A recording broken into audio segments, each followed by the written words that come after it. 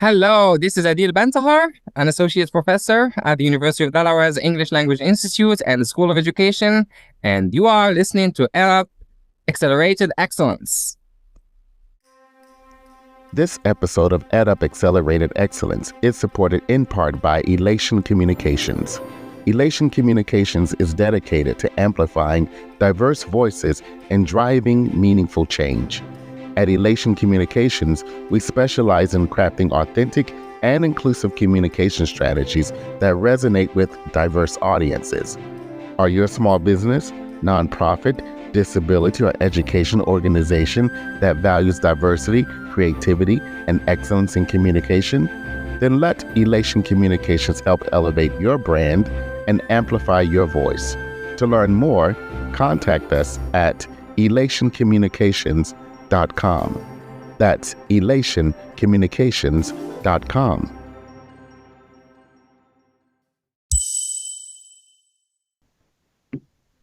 Welcome back to EdUp Accelerated Excellence, the podcast for the advancement of educational excellence and equity across both traditional and non-traditional learning spaces and experiences. And we have today Devin Rankin, our next guest. And he's with Profound Gentlemen, but I'm going to let him introduce himself. So Devin, welcome to the show. Can you just give a shout out to the EdUp Accelerated Excellence community and tell us a bit about who you are and how you became connected with Profound Gentlemen? Absolutely. First and foremost, thank you for having me. I'm super excited to be here. My name is Devin Rankin. I am the Marketing and Community Relations Coordinator at Profound Gentlemen. Profound Gentlemen is an organization that's designed to feel like a warm hug, right? And support male educators of color across the nation. We're super excited to just recently have had our Community Impact Assembly where we bring in some of our gentlemen from across the nation just to have a weekend of workshops, keynotes, community, and just overall a great time. So I actually became a member of Profound Gentlemen back in 2018 when I was going into education. My background, so I have an elementary education degree. I was a third grade math teacher, sixth grade math teacher, school administrator. So I really had a good amount of time utilizing some of the benefits of Profound Gentlemen. So now I'm in a space to where I can help other teachers and other educators across the nation really take hold of the supports and resources we have for gents and really just get what they need, whether it be a small classroom grant, whether it be a community for you to talk to, or whether it just be for a place to come and have a good time. So excited to be here. Thanks for having me. Oh, well, we're excited to have you here. You mentioned CIA. At first, that sounds a bit like, a federal agency, but it is Community Impact Assembly, right? Yep. CIA. That's powerful, those three words together. I like the idea of community, impact, and then assembly. Can you talk a bit about, from your perspective, just coming off of this great event, the word impact? What impact are you seeing from just the CIA? Wow. That's a great question. I would say the impact that I see from CIA is definitely the doubling down that the supports are needed and the resources are necessary. I would say to be able to see gentlemen from across the nation come and collaborate and connect with folks that they might not have seen or might not have gotten a connection to before, and be able to bridge that gap with folks is really impactful for me. The ability to have gentlemen to be able to be workshop presenters, right? So not only coming to receive, but if you have something to pour out, creating a space for our gentlemen to pour out into other gentlemen as well. So I think all of those things are great definition of what impact is. And I think if I had to sum it all up, I would say the ability to just recharge and reorganize some stuff to really just make some change happen. Yeah, that's powerful. So it's almost full circle. So I'm looking at the logo for Profound Gentlemen. It looks like an apple, but but it's designed with two separate colors that join. So when I see this apple and I'm hearing you talk about what is essentially full circle services, you are a product of the services and support of Oh Profound, yeah. and now you've come back and you are working in the organization. In addition to that, at the CIA, you have members who are now presenting to perhaps other members, correct? Correct. Yep. Yeah, so that's really powerful. Now let's talk about your role as marketing. Mhm. How does that play into just sort of the general idea of uplift and our leadership within the organization? So what does that role look like?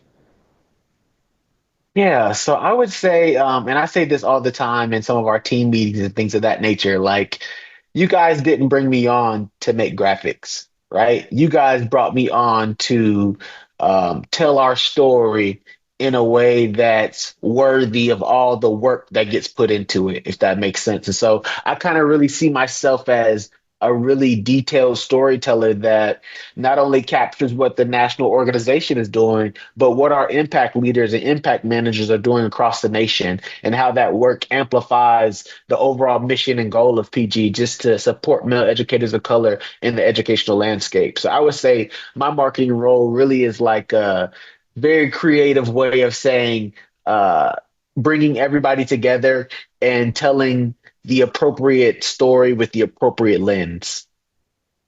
Yeah, yeah. So storytelling. Oh So yeah. someone who's out there looking for a home, Mhm. but have not found profound gentlemen just yet, what would be that story you would tell them?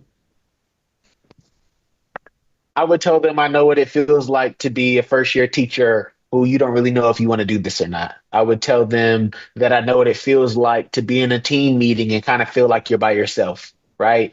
Profound Gentleman offers a space for you not only to get that one to one mentoring, but you can also create a team and join a cohort of individuals who are really there to support you and help you along with your journey. So we have guys who are in a 0 to 5 range, but then we have guys who are in the 6+ range, and then we have a leadership range. So really, we want to offer you an opportunity to just take a step back out of your situation sometimes and give you the ability to see some different perspectives and different ideas from different places. So we are definitely the place for you.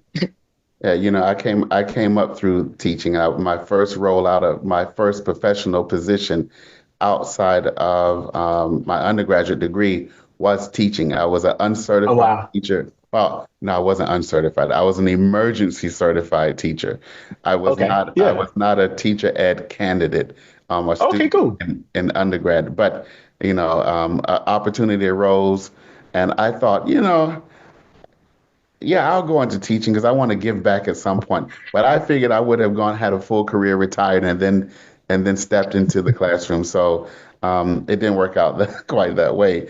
But I want to talk about that. Someone who's been in the classroom, there are a Hmm. couple of principles that the organization professes, which are retention focused, Hmm. community cohorts, skills based fellowships, Hmm. affinity groups, and mentorship. So we understand the CIA that you just talked about. That's definitely bringing folks together. Hmm. Let's talk about this idea of retention focus because that's an issue. We have a national shortage of teachers, and we know that for Black men in education, about 2%. That Yep. we usually get maybe 2 point something percent, and then sometimes it Mhm. drops below 2%. So yeah, tell us about what is happening with Profound Gentlemen with regard to retention.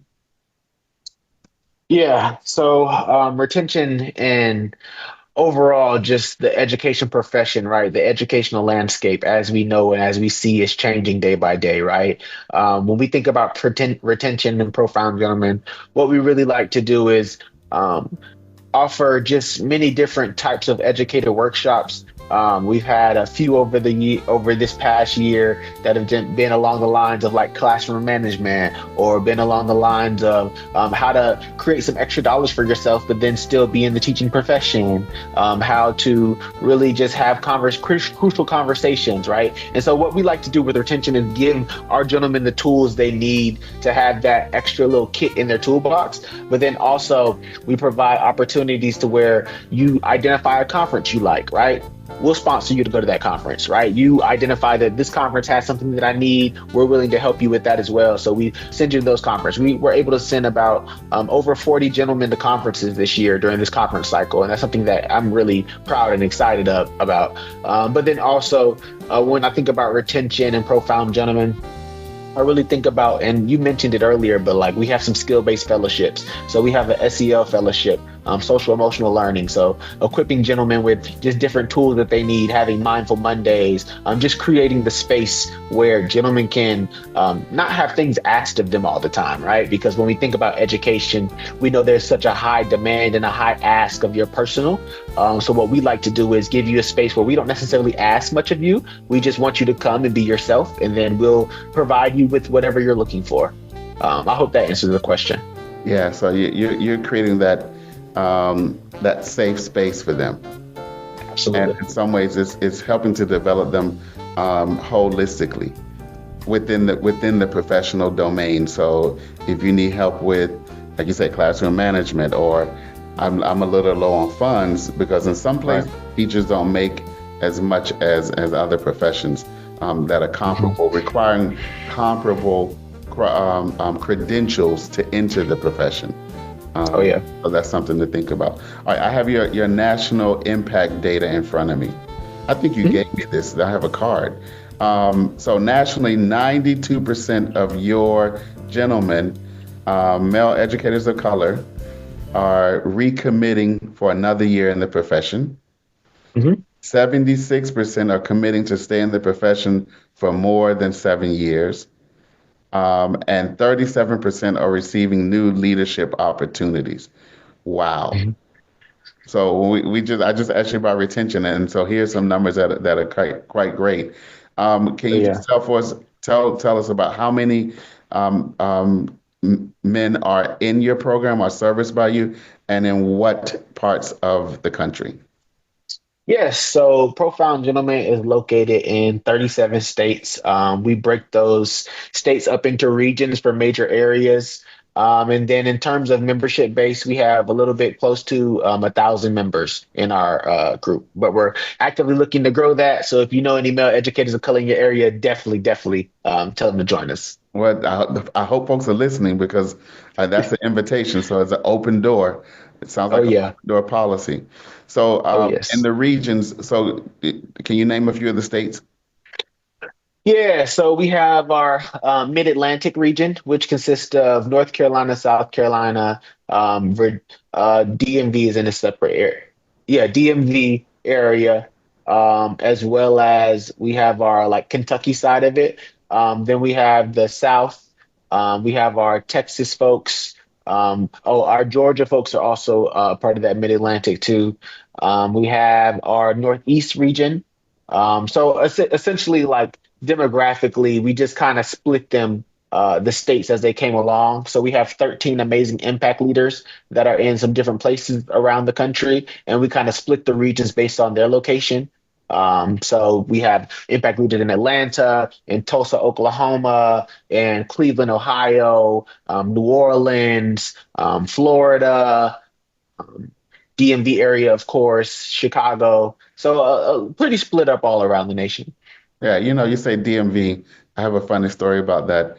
When I had to stop at the bank and I was in DC, and I walked Mhm. in and the lady says, "Welcome to DMV."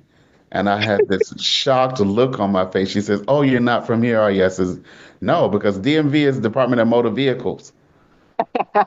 So Yeah, DMV yeah. is DC, Maryland, and Virginia.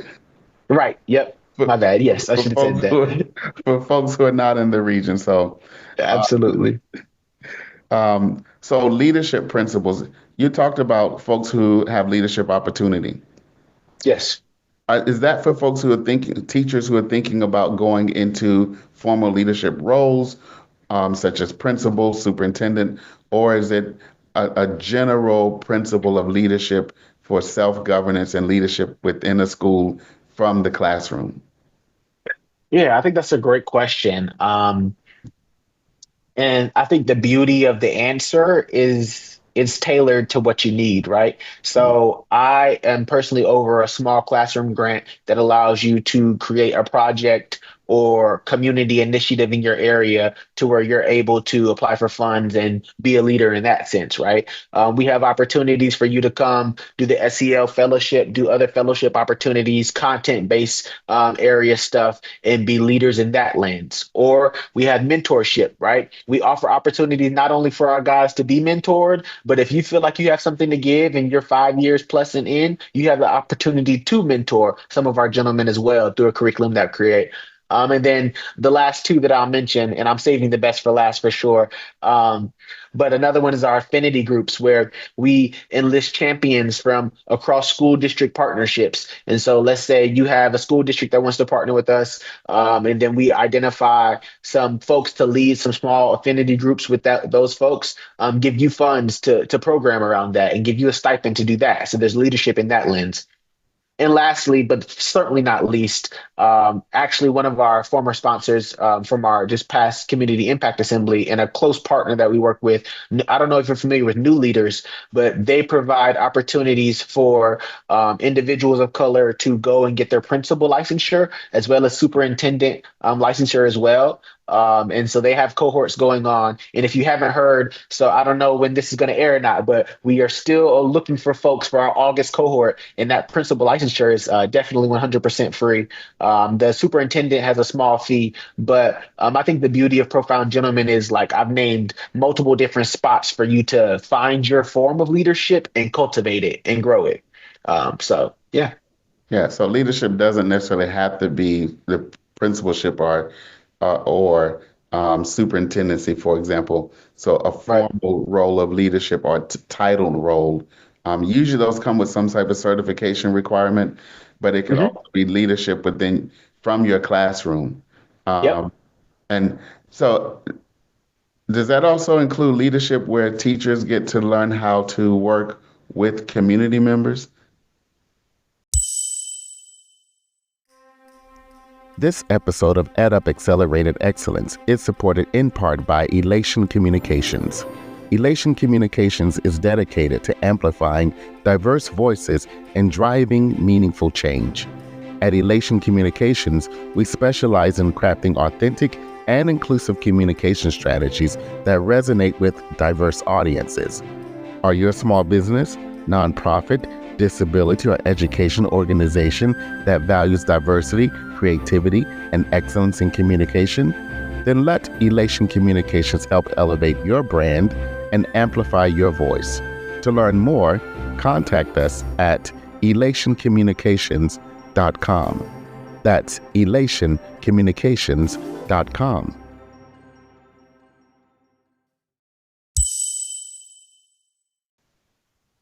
Ooh, you cooking on something that's coming up. That's coming up. We're working on that now for what that looks like, and that's really what my community relations style role is. Really, I'm new coming into this role, and I think that's really where that's going to kick into play. We're trying to tap into the Friends of PG, where we can start to build some different community-based partners across the nation to be able to support and engage with our gentlemen.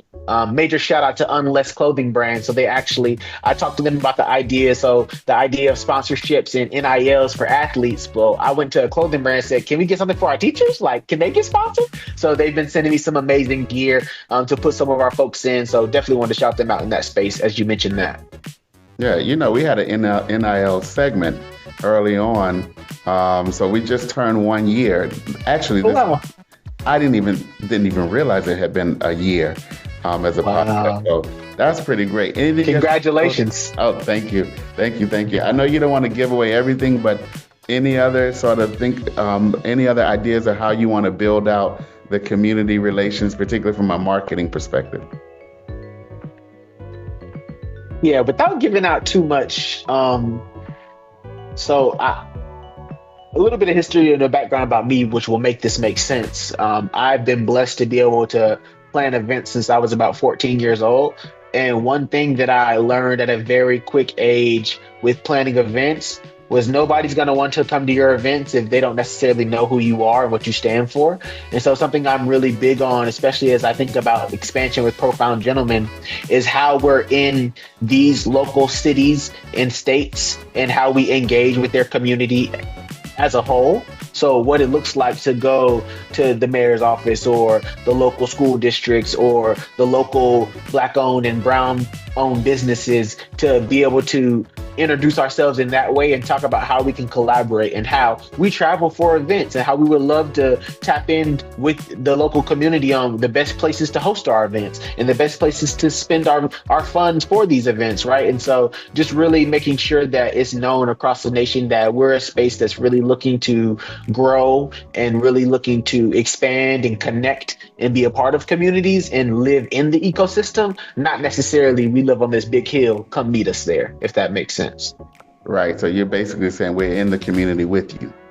Yep. But 100%. but at the same time, we're asking you to connect and co-join with us in uplift. So what challenges do you see in community development today, and how do you think leaders in other organizations like yours can address those challenges? Ooh, that's a great question. And I'm going to say a very unpopular opinion for the answer. Collaboration over competition.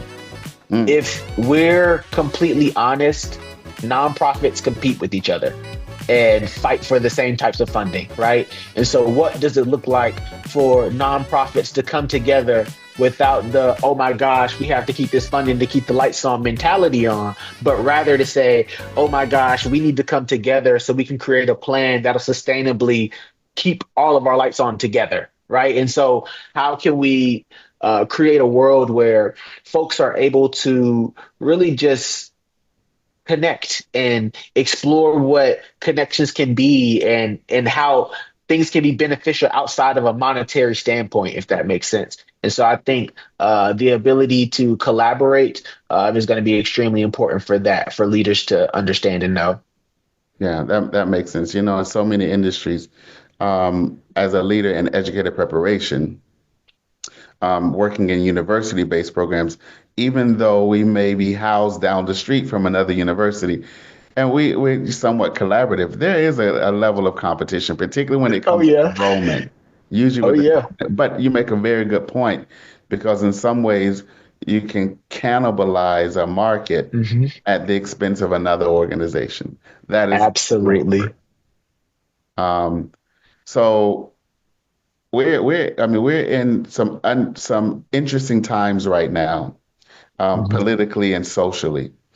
So what are your gentlemen feeling in terms of those who have been with you for a while, about the profession? I know we talked about the data, that 92% say they're going to re-up and 76% want to stay for 7 years. But what are they feeling right now? What are you hearing from them right now, as there's so many changes with perhaps this idea of, and this is not new, we've been in this place before, the closure of the Department of Education. So what I'm getting at is that educators and education aren't getting a lot of good positive support press, sort of globally and nationally, outside of the work that you're doing in other organizations like yours. I would definitely say there's a level of uncertainty that's alarming. I would say there's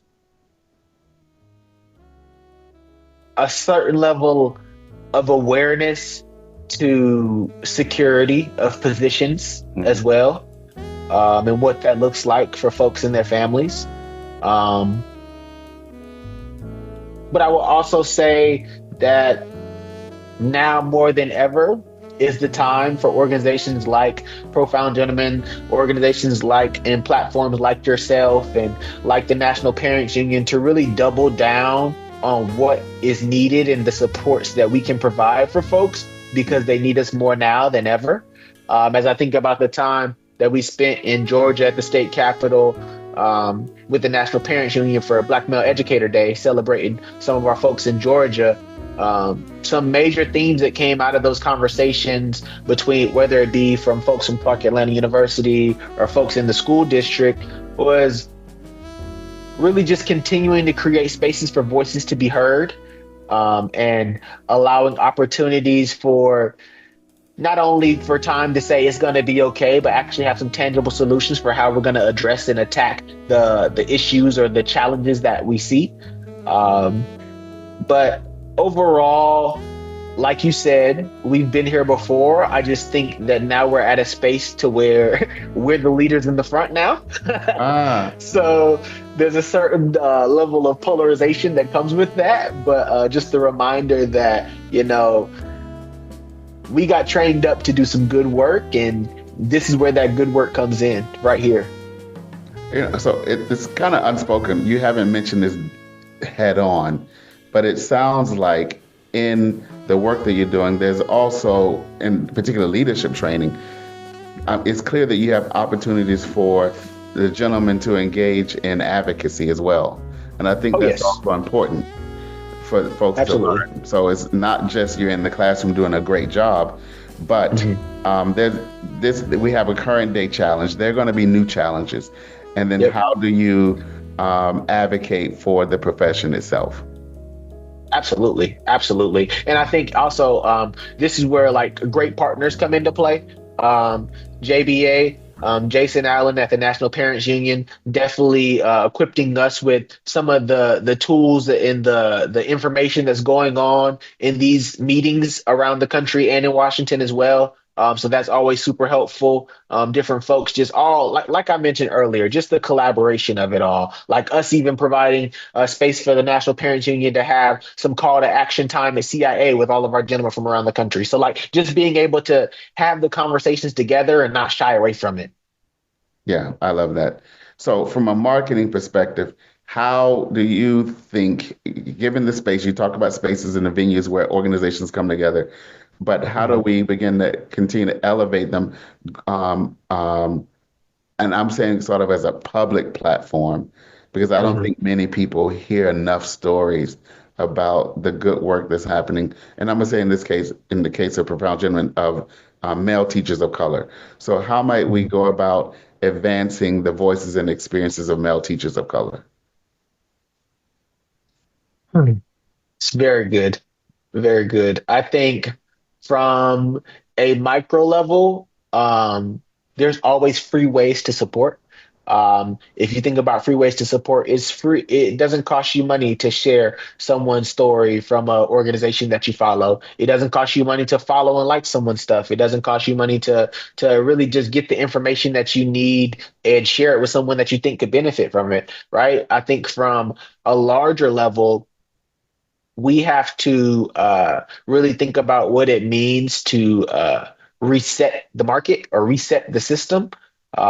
It's very easy for certain types of things to get caught up in our priority zone for what we look at and what we consume. And I think it's up to us as a people to really think about what it means to, like, I take days where I just reset my social media, right? Because, you know, you can find yourself consuming the same type of content over and over and over again to where it becomes fact in your mind, right? And with the current state of affairs, it's super important for you to always hit that pulse check and also fact check and know what you're supporting, what you're doing, and where your energy is going. I'm a really big energy and prioritization person. If I know my energy and time is going into somewhere that isn't necessarily the most productive space for me, I do a really good job of stopping myself and creating a space to reshuffle the deck and reprioritize. So I would say from a larger level, think deeply about how you support and what you prioritize. But from a smaller level, think about the effortless ways you can support organizations and folks who are doing the work. Yeah, that's powerful. I mean, that's really interesting because you don't think about some of the small day-to-day things that every man or every person can engage in. Most of us Oh are yeah. on social media, but how do we consume information? Mhm. How do we even, I don't want to say promulgate, but like you say, share information with the right folks. So I think that's important. I'm gonna shift a bit because I work with a research assistant, and this question came up. Um, Mhm. so, what are some of the misconceptions about the challenges faced by male educators of color, and how does your organization address those? And I like the question because I've never heard that question before. So, what are misconceptions about the challenges that male educators of color face? And I think this is probably sort of out of the strongman perspective that, if you are a black man, or we say strong black man, then you may not need certain support, so you may not need certain things. But what are some of the misconceptions about the? Um, I have two very good ones that come to mind. The first one is that our gents, it, I have two that come to mind, and the first one revolves around the prioritization of like where we classify or how we classify our gents. So a lot of times people can see, as you were mentioning, like the strong black male role or the strong male role, and think of a disciplinarian. But our gentlemen are like content leaders, right? We're team leads, we're principals, we're APs, we're the folks that are doing every role and not just that BMT style role. So I would start with that as a misconception for sure.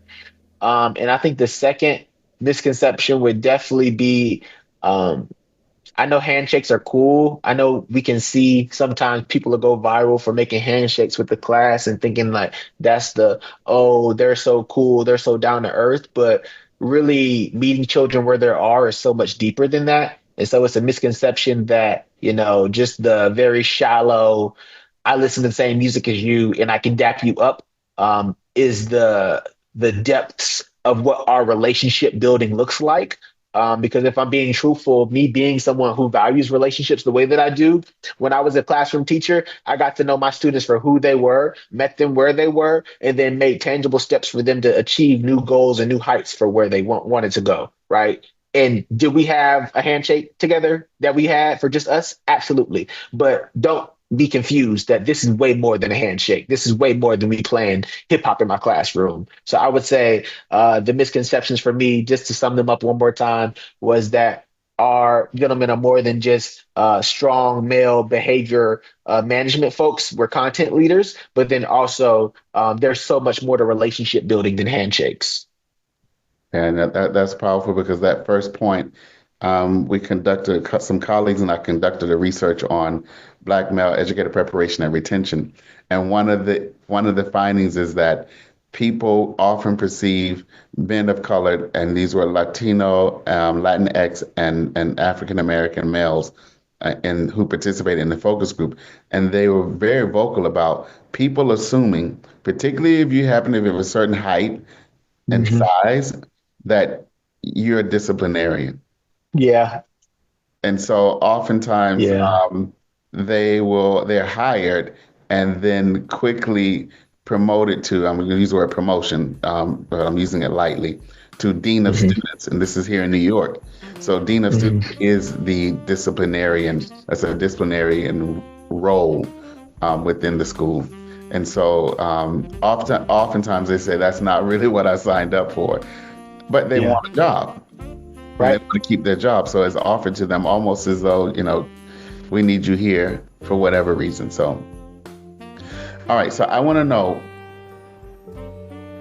as someone experiencing so I want to know, as someone who's experienced in strategic planning, what Hmm. key strategies do you believe are essential for sustaining and growing community-focused organizations? Ooh, that's a big one, but that's a good one. Um,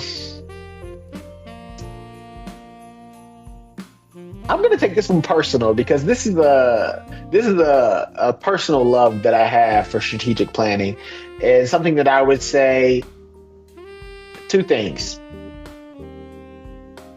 One, keep the end goal in mind and backwards plan for sure, 100%.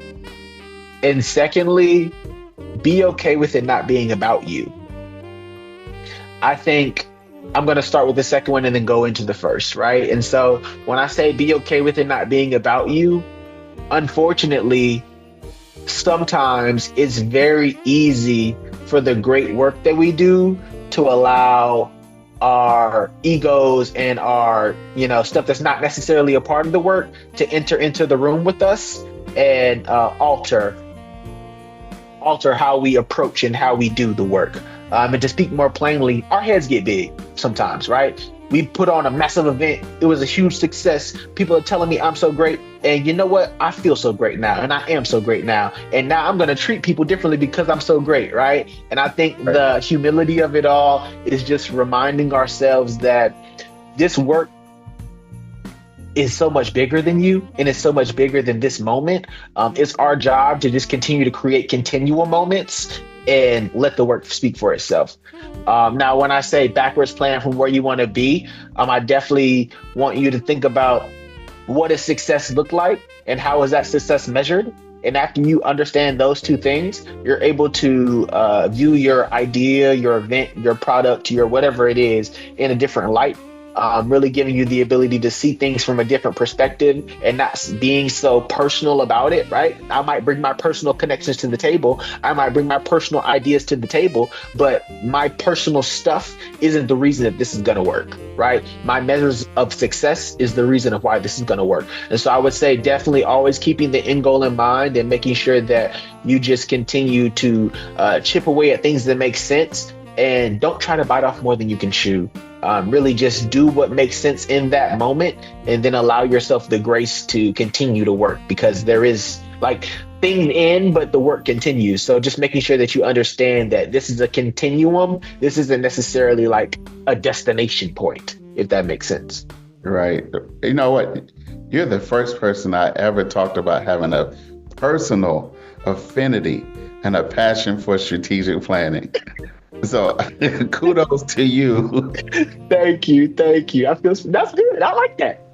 So I'm serious. I've never heard anyone says I have a personal and commitment and planning to strategic planning. Um, so what would you add to that? Because I think that was profound. Speaking of profound gentlemen, but that was a profound insight. What advice would you add to that to give to aspiring leaders in community development and nonprofit management? Um, Beyond, if you had anything to add beyond this passion for strategic planning. Mm, mm. I would say just because you make a plan doesn't mean you don't need to modify your plan.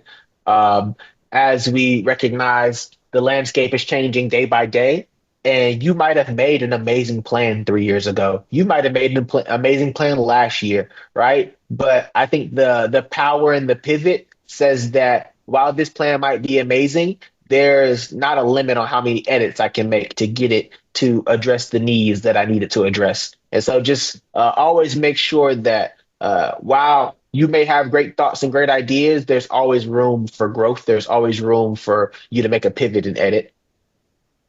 Yeah, so that the plan doesn't become in and of itself. Yep. So the achievement is not just, oh, we created a plan, but the Yeah. reality is the plan effectuating the type of outcomes you want? And what do you need to do differently to adjust to the changing contexts in order to ensure that the organization is able to yield the type of results through whatever that plan might be. Absolutely. Absolutely. So you wear more than one hat. So you're also the founder of Rankin Legacy Ventures. Can you Mhm. tell us a bit about that? And then once you tell us about it, how are you managing these two different roles? Yeah. So I'm the kid that always did community service events growing up just for fun, right? I enjoy service. I'm a man of God, so I see God through service. And so I really just enjoy the ability to give back. And what I did was I created an organization that is literally meant to just give back, right? Help folks with whatever they need, whether it's a organization looking to plan an event or if it's high school that's looking for a speaker to come in and speak about a certain topic, right? I'm one of those folks that likes to consider myself as very versatile, and I really want to make sure that my community gets what it needs. Whether that's raising school supplies every single August or helping students every single December with Christmas. Like whatever that need is, just identifying the need and helping to put plans in place to address them. I think that's really what the root of Rankin Legacy Ventures is. And of course, it's had many names over time. It's been many different small things, many different big things, right? But I think at the root and the core is really just making sure that my community gets what it needs. Yeah, that's the pivot. But within the name of your organization, you mentioned legacy. And Yeah. before we close out, I'm going to push you on this one. What does that mean for you? Man of God, you're engaged in the community, you like to help others, and you name part of the name of your organization is legacy. Yeah. So I actually made that name change the year my daughter turned 1. So I think really as I step into this new fatherhood and marriage life, I really am starting to think about what does organization, what does support look like outside of me. So Hmm. something I've always done on my own is I journal a lot, and I have like a ton of different journals where I just write my thoughts, my ideas, some poems, some project plans, right? And I have this whole like container of journals that I'm going to give to my children, right? Because I want them to know how their father, their grandfather, their whatever they call me, how my brain worked. And so I really started to think about how can I create something that is not only the epitome of like how my brain worked, but my piece of help that I'm leaving, that I one day want to pass down to my children and my folks that come after me, so they can add their piece of help, right? And so just creating, like I said, it's not a destination but a continuum, creating that continual level of support, so that one day, we can do some major things together. Oh, that's beautiful. I love it. Legacy work, legacy building. Uh, so CIA has already happened. Yep. The application is still open for, you're going to remind us of the leadership. Tell us about that. And then as I want you to leave us with what's next for you, what's next for Profound Gentlemen. How can we engage as the EdUp Accelerated Excellence community with your work at Profound Gentlemen and Rankin, and support Rankin Legacy Ventures as well? Yeah, so I would say what's next for me and Profound Gentlemen? We are actively looking for ways to continue to just add those necessary skills, soft skills, life skills, just anything we need to our toolboxes. So I won't say too much about it, but I'm in the works of creating some different AI devices as well. I'm in some great programs that are allowing us to think about what it means to integrate that into education and what it means to integrate that into with our gents. So excited for folks to be able to learn about that. Also super excited for us to start to think about what it means to start planning some of our community cohort events across the nation as well. So stay connected to our social media platforms at Profound Gentlemen on Instagram, Facebook, LinkedIn. Just continue to stay up to date with the educator workshops, the professional development opportunities, Apple Fund, which is our classroom grant, happens monthly. So just stay engaged with that. And then from a Rankin Legacy Venture side, so I am looking to celebrate 1 year coming up of this. Yes. Yeah, Super one excited year. about that. Yeah, 1 year officially going in on that stuff. And so I'm forcing myself to have a birthday party because I don't celebrate Uh, myself enough. Yeah, Hey, yeah. I'm with you on So that. Like I said, it just dawned on me a few days ago that EdUp Accelerated Excellence is 1 year, it's and I'm like, big. It's big. where did the year go? I mean, Yeah. flew by. I think you're so busy managing the multiple things you're doing in your life and just trying to do good Mhm. work and stay and remain productive. And Yeah. our hope is that the work is impactful. It is, but for me, I'm always hopeful. Um, and so time just goes. So I Oh think yeah. part of that notion you mentioned, as you talked about legacy, that also helps us to remind us of the value of time. You said energy focused person. So Oh am yeah. I investing my energy in the right places? Absolutely. It does slow us down a bit. As you mentioned the word, I think you said the word grace, be a bit more gentle with ourselves and have grace. Oh, yeah. All of that does help us to center ourselves around the importance of time and not to disregard the accomplishments and things that have happened. So I salute you and your work at Rankin Legacy Ventures and Profound Gentlemen for what you're doing. And Devin, I want to thank you for this opportunity to learn from and with you here at EdUp Accelerated Excellence. Thank you so much. Thank you for having me. It's truly been great. Thank you for engaging with EdUp Accelerated Excellence, a member of the EdUp Experience network of educational podcasts. You can find this and other episodes on Spotify, iHeartRadio, and Apple Radio.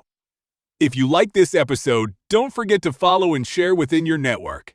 A special thanks to our research assistant for this episode, Emily Bloom, graduate student researcher at Fordham University, studying in the Mental Health Counseling program. And we want to hear from you. If you have feedback on this or other episodes, contact us online at edupxe.com, that's edupxe.com.